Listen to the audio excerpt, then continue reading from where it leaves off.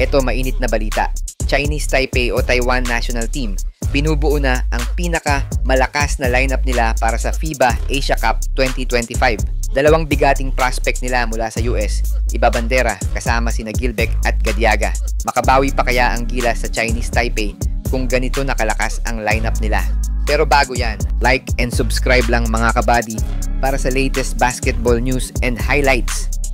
Kung ang Gilas Pilipinas ay kampante na sa lineup nito para sa FIBA Asia Cup, ay malaking kaibahan naman para sa Taiwan National Team.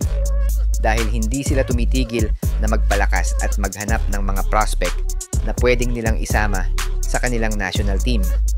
Masasabi natin na tahimik lang ang bansang Taiwan pagdating sa naturalization ng mga player. Pero kung titingnan ay halos 90% to 100% ata ng kanilang naturalization mula FIBA ay aprobado. Samantalang ang Gilas umaabot ng ilang taon para lang ma-approve ang isang naturalized player tapos minsan hindi pa ito na-approve. Isa nga ngayon sa mga nagpapahype sa mundo ng basketball sa Taiwan ay ang anak ng dating NBA Slam Dunk champion na si J.R. Rider na balak kumuha ng pasaporte ng Taiwan. Siya si Isaiah Rider IV at posible siyang maglaro para sa national team ng Taiwan sa hinaharap. Ayon sa mga ulat, inaasikaso na ni Rider IV ang pagkuha ng Taiwan passport at national ID card. Kinumpirma ni Chang Ching-chung, Deputy Secretary General ng Chinese Taipei Basketball Association, na mismong ina ni Isaiah na si Vanessa Rider ang lumapit sa kanila. Excited nga daw itong si Isaiah na irepresenta ang Taiwan national team sa future. Kumpirmado rin kasi na ang lola ni Rider IV sa ina ay Taiwanese at may valid na passport at ID.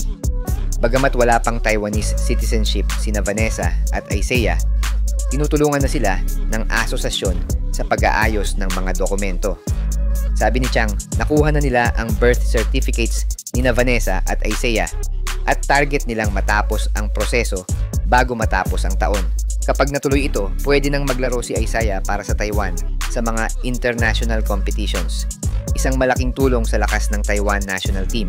Habang dumarami ang mga international players na gustong maglaro para sa Taiwan, mukhang papasok na ang national team sa isang bagong at promising na yugto.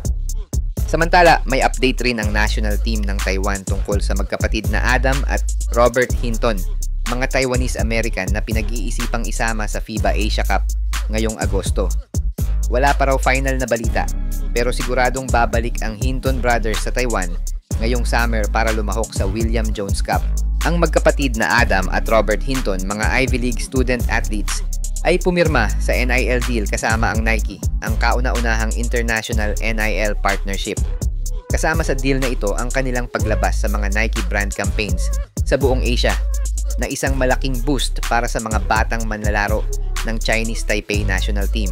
Si Adam, 21 years old, ay isang pre-med student at sharpshooter sa Cornell University, habang si Robert, 18 years old, ay incoming freshman sa Harvard at kumukuha ng pre-law. Pareho nilang ipinagmamalaking Taiwanese-American sila at bahagi ng men's national basketball team ng Taiwan o Chinese Taipei. Kaya malaking bagay ang deal na ito sa pagpapaangat ng imahe ng koponan sa international scene. Si Adam ay may 25 college games na sa kanyang belt at kilala sa kanyang deadly 3-point shooting na nasa 42.1% beyond the arc.